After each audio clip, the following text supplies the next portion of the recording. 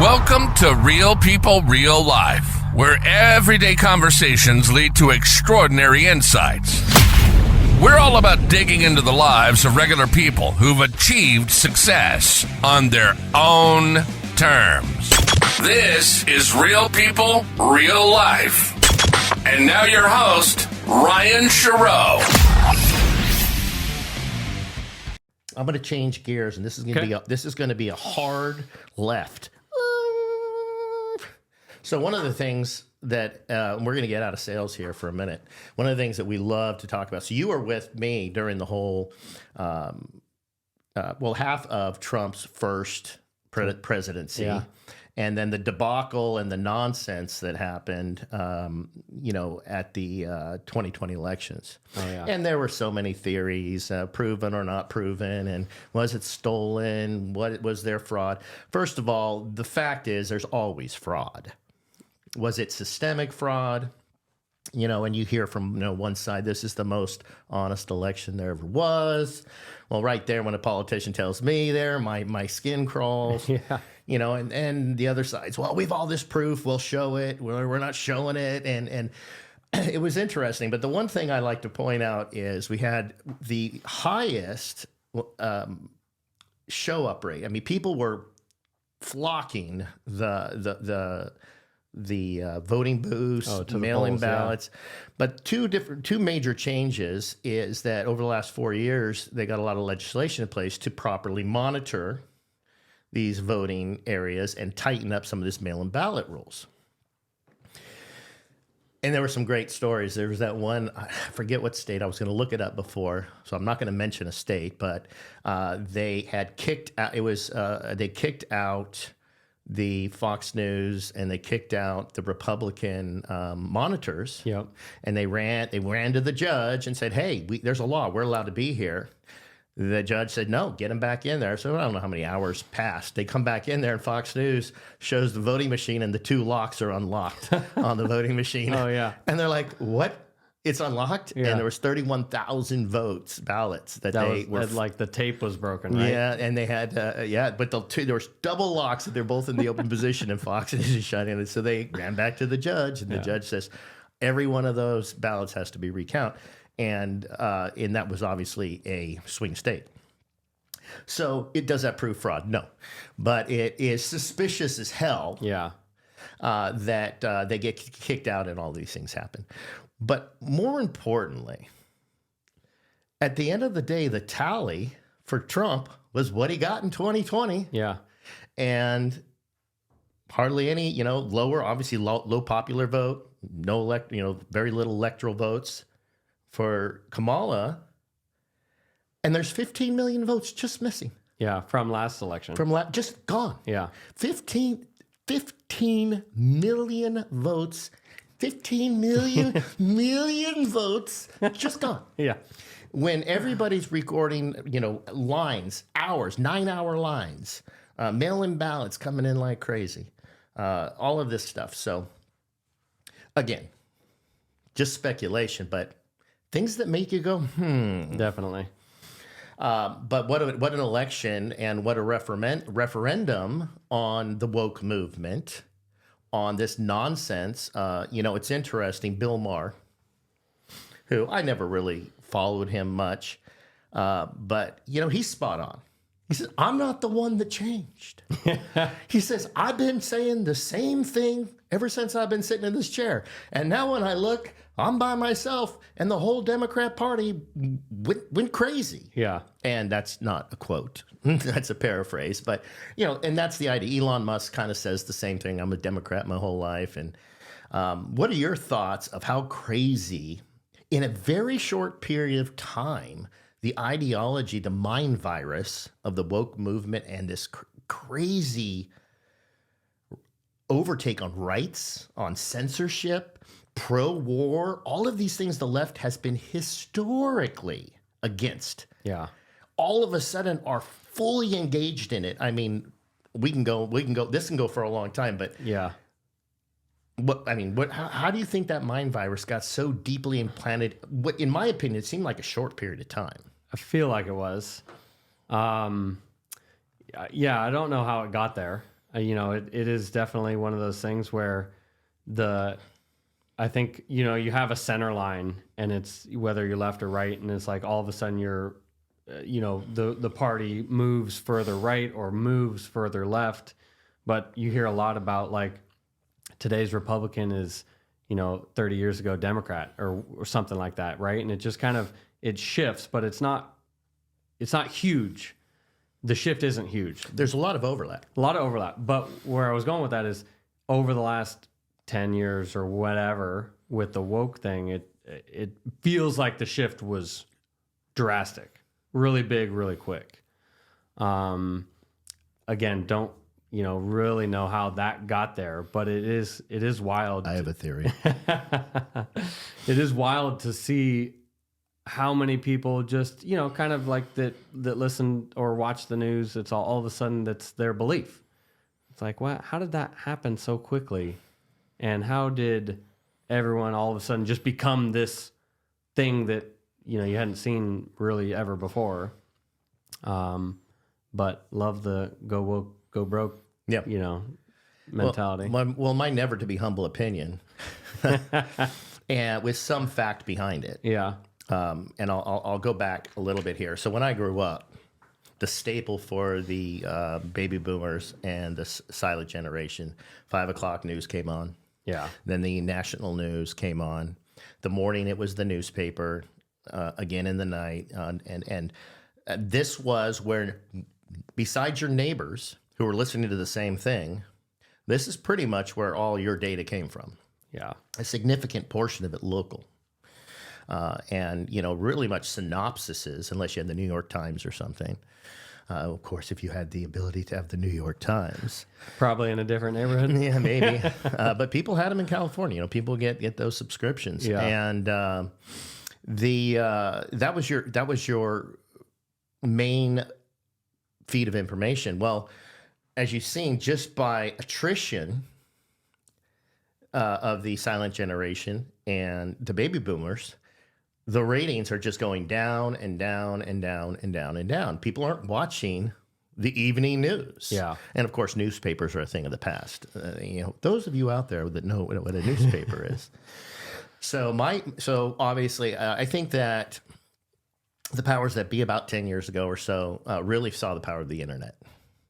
My theory, with a little bit of fact, you saw what happened with the Twitter files, where they have government manipulation and coercion to censor.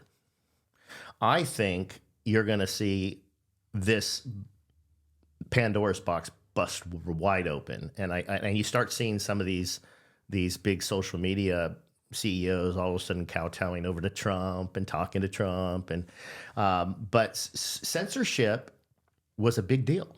Oh, it was massive.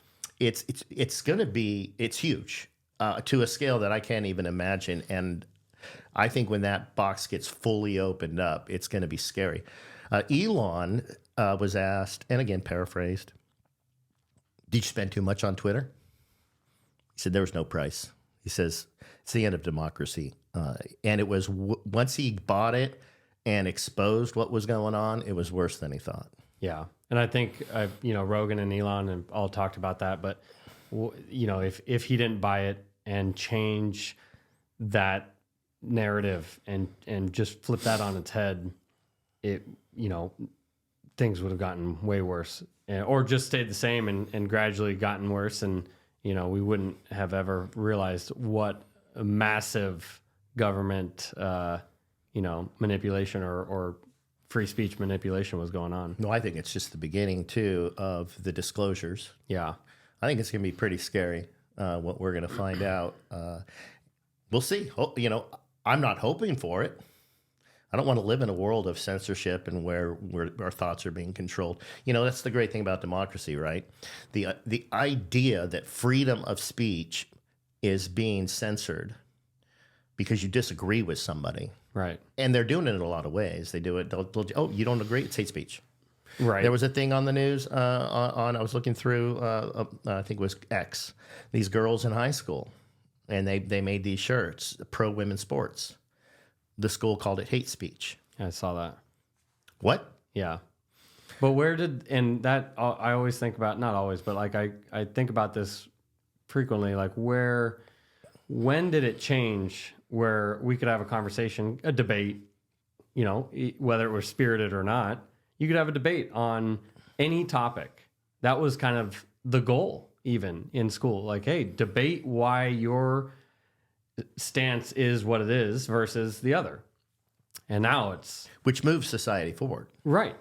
And the colleges and universities were the breeding ground for that kind of conversation. Yeah. That is where you were welcome to have those types of discussions. They don't allow. I mean, these colleges get shut down. They're shutting you down if you have a conservative view. Yeah. If you don't believe in trans sports, you tell pro women's sports where you're a hater. They used the interesting thing. The racist, the ist was the tagline for everything. A phobe, homophobe, racist, misogynist. Now it's just, it's a lot easier to just call you a hater. Yeah. That's all you are. You just hate everybody. Yeah.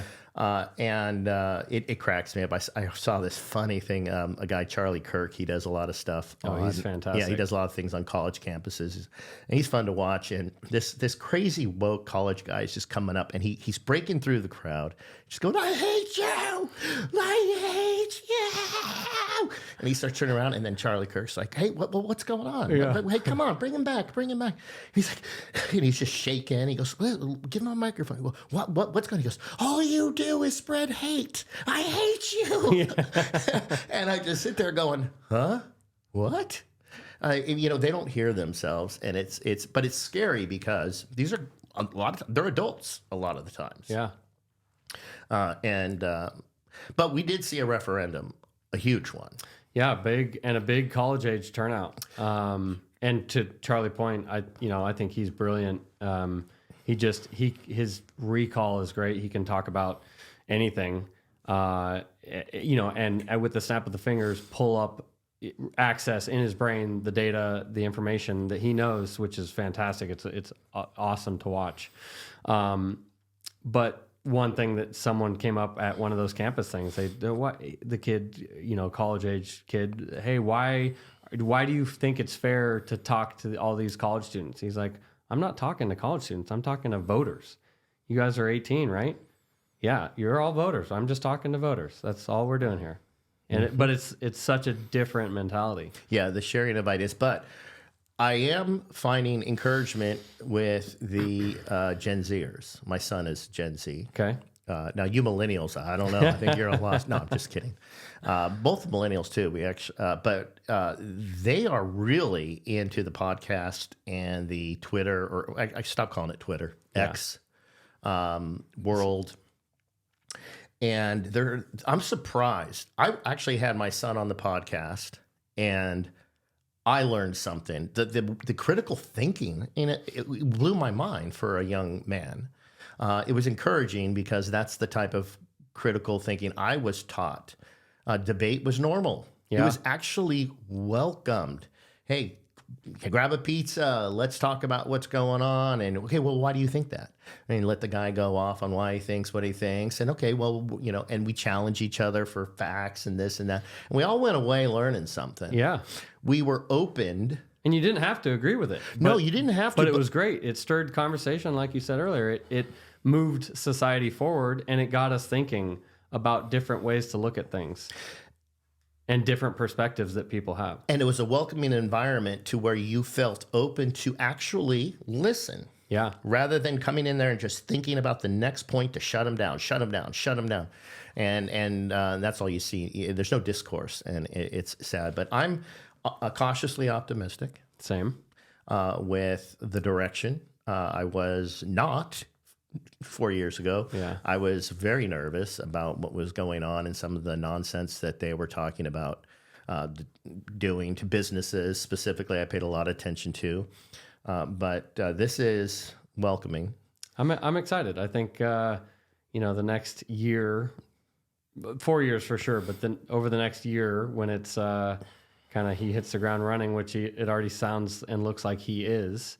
There's going to be a lot of change. A lot of things are going to get stirred up. The whole Vivek and Elon Doge thing. Love that. Oh, it's going to be fun. I think one of the things There's so many memes and videos out there about that. So there was this great one my son sent me. This season, QBC has the new Doge games. Yeah.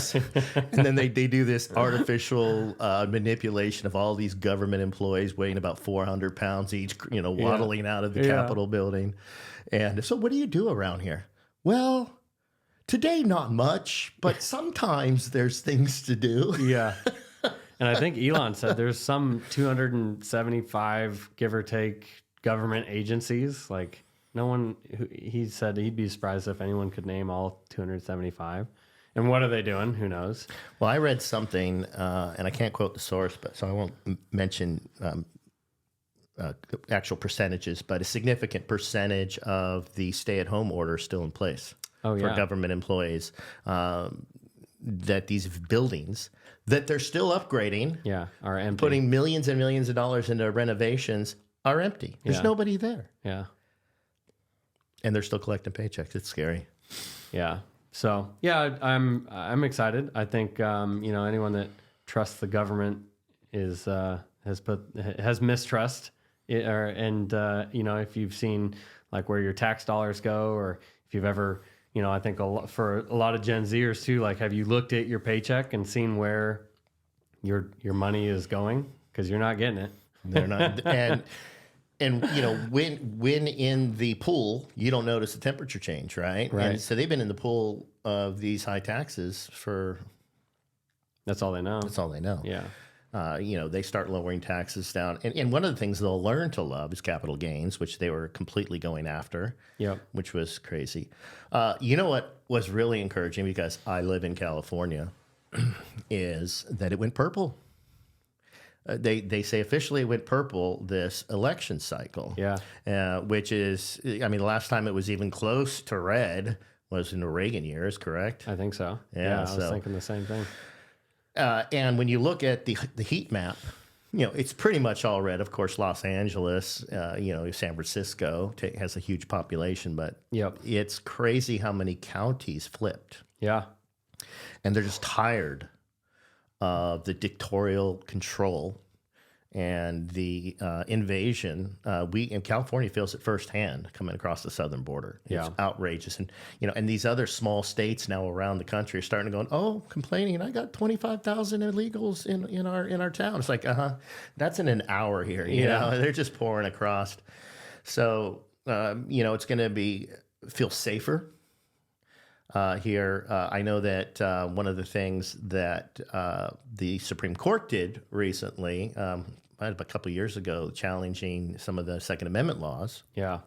And California has some of the strictest Second Amendment laws, but it's allowed more people in California to defend themselves and get a CCW, which I believe you're a proud owner of, and approved by the state of California to safely carry. San Diego Sheriff. Or San Diego County, which is notoriously very, very difficult. I mean, I applied before some of the changes, and I had a business. Sometimes we deal in cash. Sometimes every day we were in somebody's stranger's house.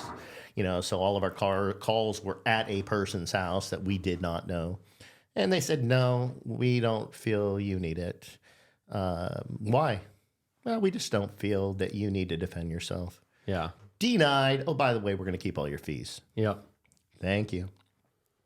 So I'm encouraged to apply again. But it's the pendulum swings. It just seems like it broke for a while. And I think it's healthy for it to swing. I don't want the country going severe far right or severe far left. With power comes corruption, and it happens on both sides. It just really feel like it broke this time. And I think that's the corruption thing is, when I was younger, learning about, U.S. history and the government and all these, you think, these are great guys and they've been in government. And then as you get older, you're just like, these are just guys that were mayors or whatever, and then they stepped up, and it's like, you know, follow the money, and you'll figure out why is just ungodly terrible. Without any Even accountability for that matter. They get locked into people just a lot of uninformed voters. Oh, that's who's in? Okay. Yeah. Incumbent? Okay. Yeah. Incumbent? Oh, that's the one I should vote for. But then going back to like, you can't even have a honest conversation or debate about it because you just get shut down. So I think, I am very hopeful and, optimistic about what's happening. But no, I wouldn't want it to go far right either because, you get the loonies on both sides. So I think it needs to sway. It needs to go back and forth. A majority of the populace having a conversation that's not censored. And these are what these platforms like X are supposed to provide. And somebody can throw something loony out there, but then you have the community that's going to say no. And then there's always somebody out there who's an expert in it and can cite every single reason why you're wrong. Right. And this is what civil discourse has always been through time immemorial. It's just the way it is. And they want to put an end to that because the populace didn't agree with the way things were going. Yeah. I'm going to finish the podcast up, and I've really enjoyed this. Max, it's been great seeing you. Yeah. But I'm reading a book right now that'll put chills down your spine. Okay. And it's The Real Dr. Fauci by Robert RFK Jr. Oh, I can't wait. It's heavy. Yeah. Okay. It's heavy reading, and it's thick. Yeah. I'm 100 pages in. It's so sick and disheartening, and it's loaded with facts. And as of the last time I checked, not one lawsuit has been filed. So it's scary. If this stuff is nobody's challenging it, there's no lawsuits, and they name names, they name studies. It is scary. Well, I know they pardoned Hunter, and supposedly they're going to pardon Fauci. They want to do a blanket Fauci on someone who's not who is not convicted or charged of any crime. Why would they do that? Yeah, preemptively. Read the book. Yeah. It's disgusting. It reads. I'm 100 pages in. It reads like a horror story. Well, what's crazy is just now in the news, they're talking about how it. The coronavirus came from a lab. And it's like, well, we knew that a month in. A month in, we had evidence that it came from a lab, that it wasn't this bat fever or whatever they were claiming it to be. And doctors were going missing. I don't know if you remember that. They go into detail. Of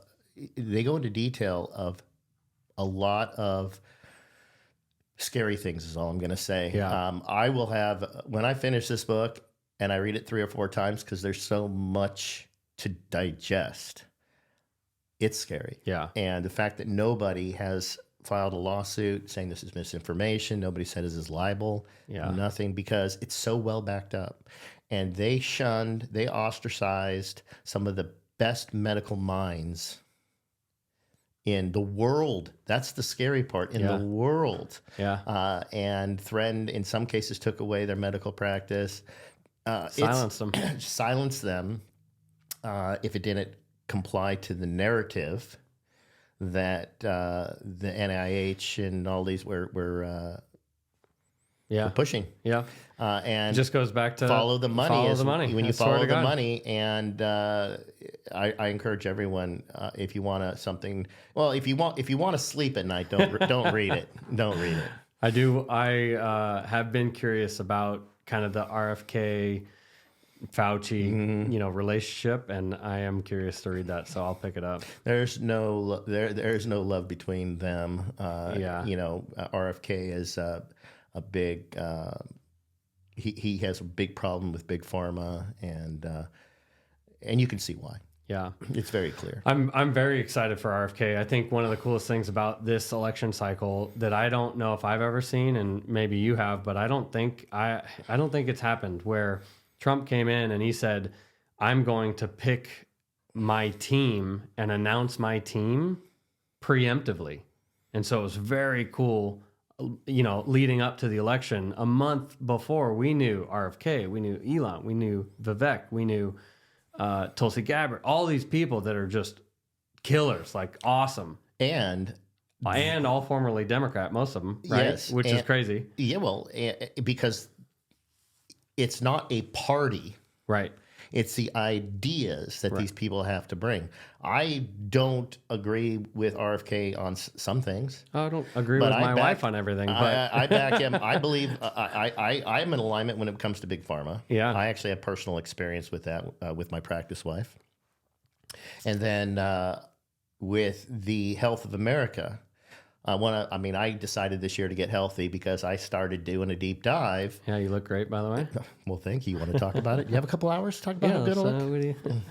But I started doing a deep dive because, I'm guilty of accusing people of doing their, well, you're uninformed. Have you done? Because, when I have a topic that I'm interested in, I'll try to understand it completely. Same. So that I can discuss it with people on both sides, which you can't really do anymore. And I started. You're learning sales techniques. Yeah, exactly. Bring it all back around. Yeah.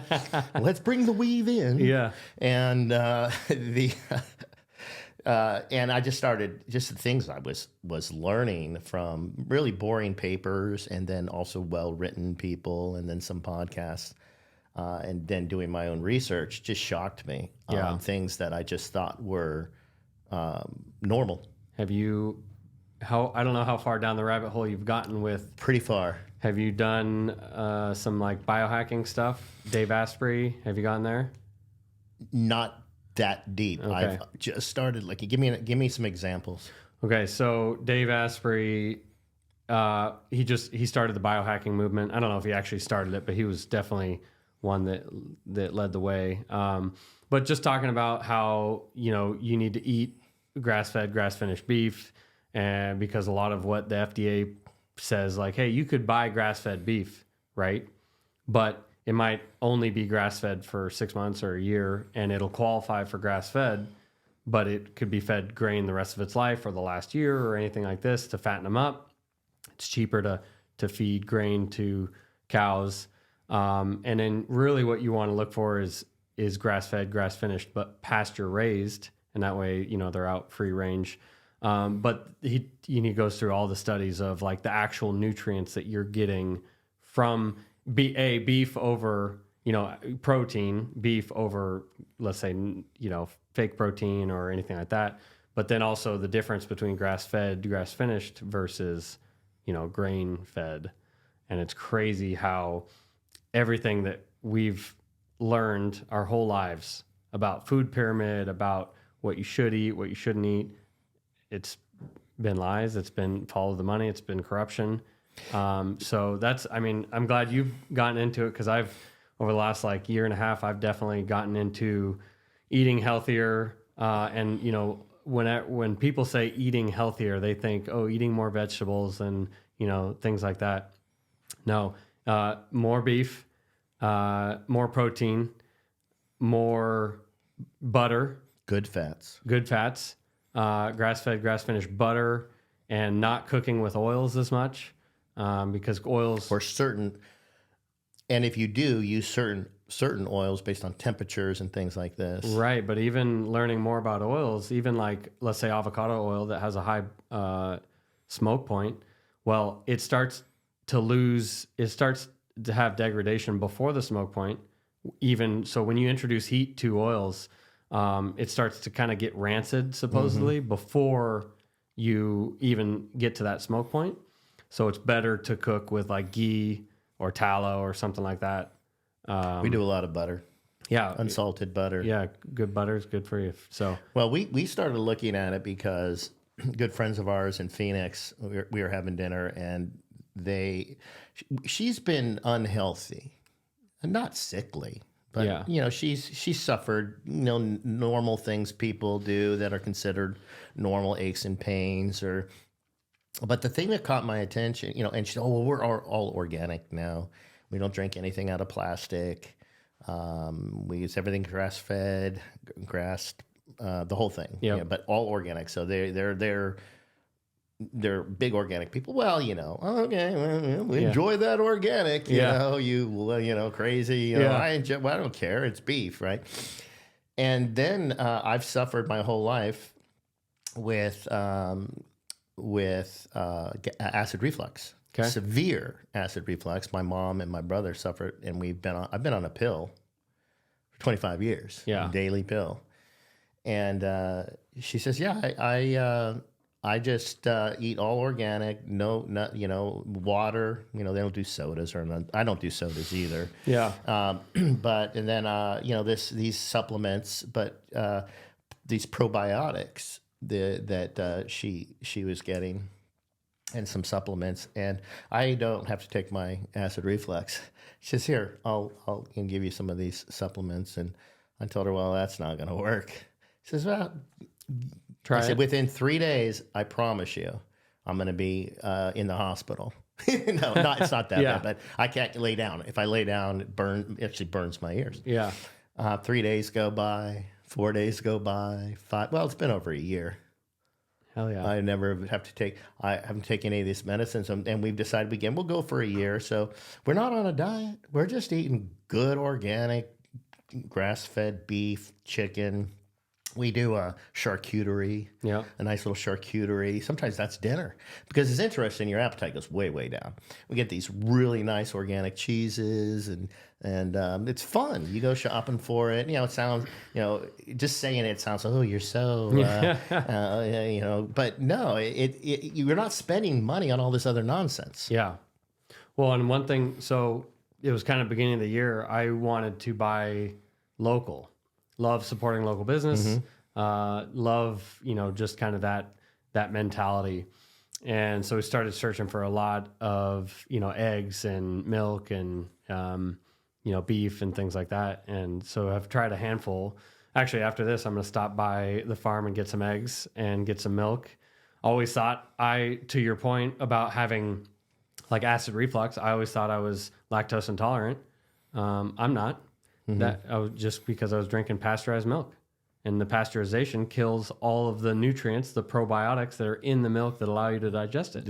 Yep. So if you go, like I have been drinking raw milk for a year now, and whether it's in a protein shake or whether it's just a little snap of milk in the morning, it's fantastic.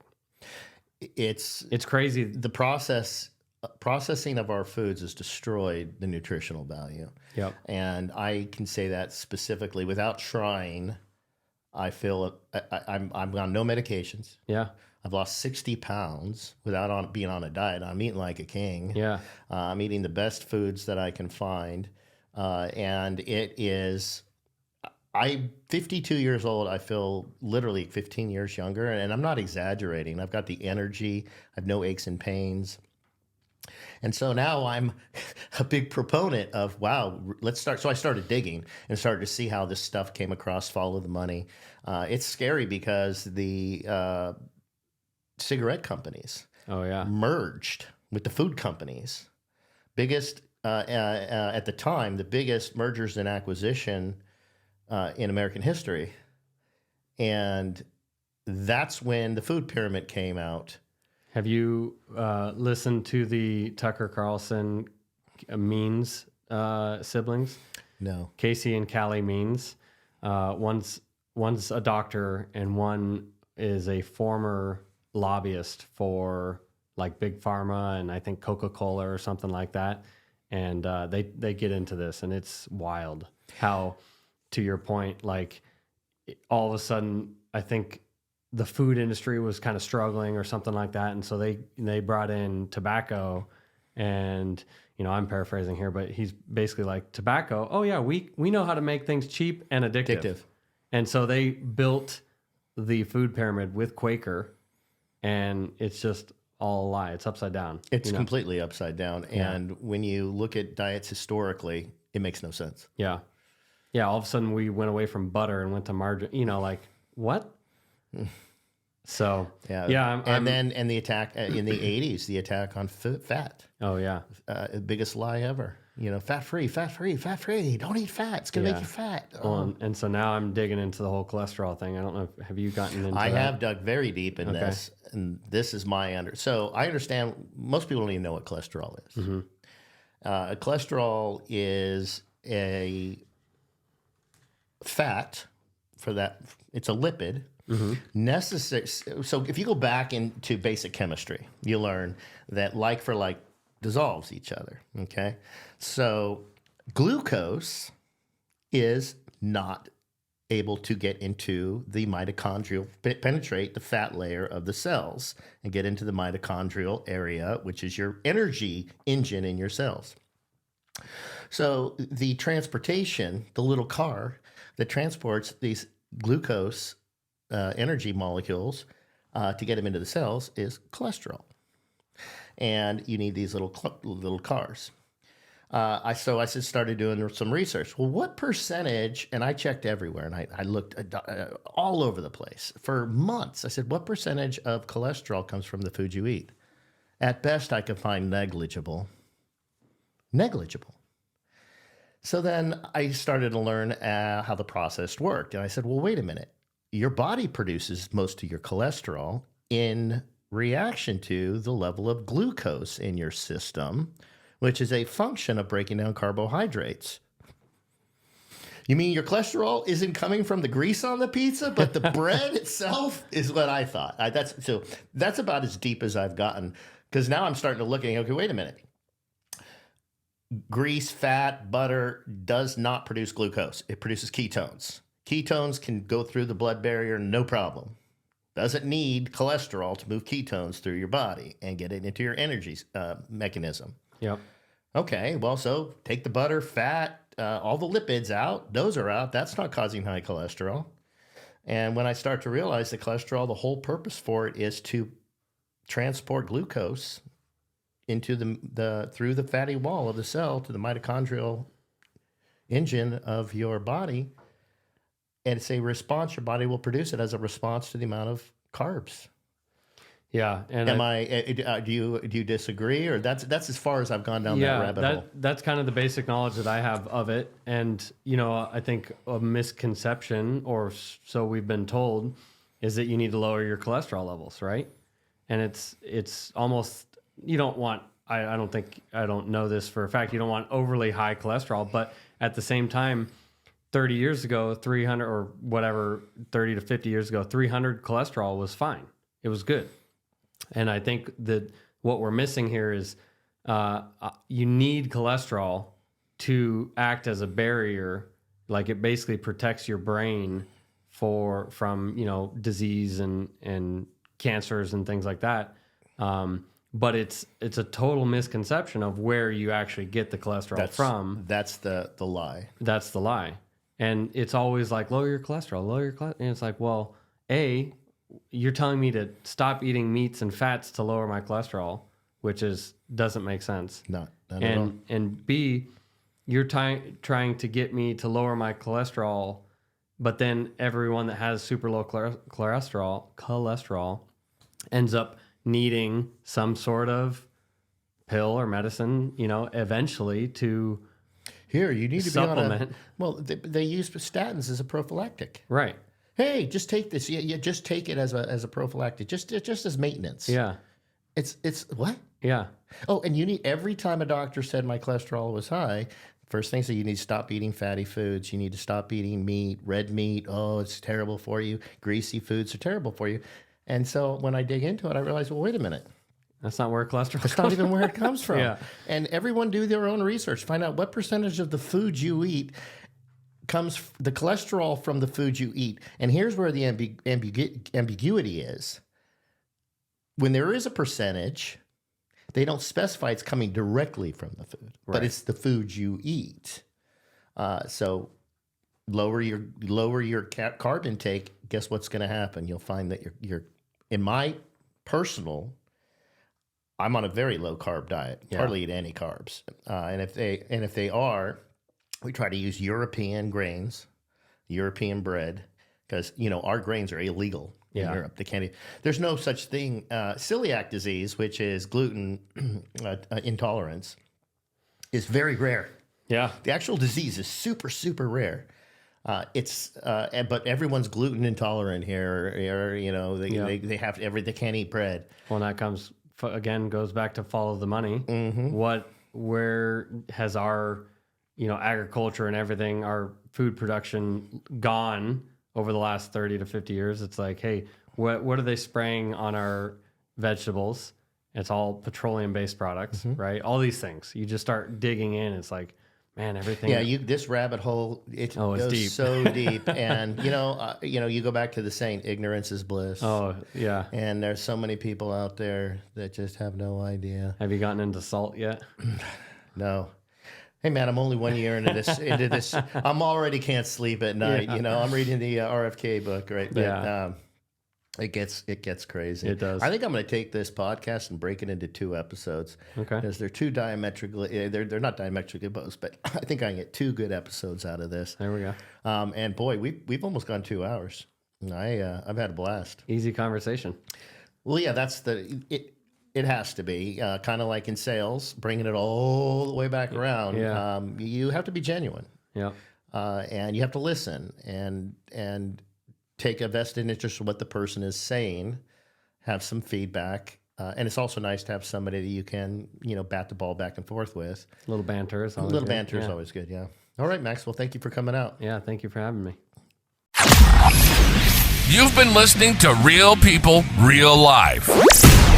Our passion is to have real conversations with real people who've made it. Real people who've made it, who did it on their own terms. We'll be back soon, but in the meantime, catch us on Twitter or X at RPRL Podcast and on YouTube at Real People, Real Life Podcast.